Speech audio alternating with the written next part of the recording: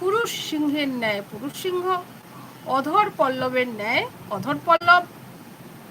এইবারে একটা ট্রিক যেটা বলবো, সেটা হচ্ছে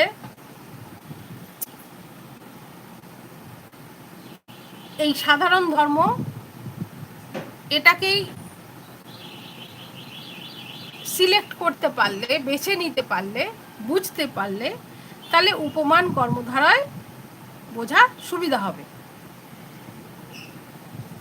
আর এই উপমিত কর্মধারায় এই যে ন্যায়, এই ব্যাপারগুলো শেষে থাকে এবং সাধারণ ধর্ম হিসাবে এটা ধরা হয় না।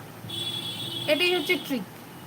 ঠিক আছে, দুয়ের মধ্যে একটা সাধারণ গুণ, উপমান কর্মধারয়ের মধ্যে দুটোর মধ্যে সাধারণ গুণ যেটা থাকে উপমেয় এবং উপমানের মধ্যে, সেটাই উপমান কর্মধারয়কে চিহ্নিত করে।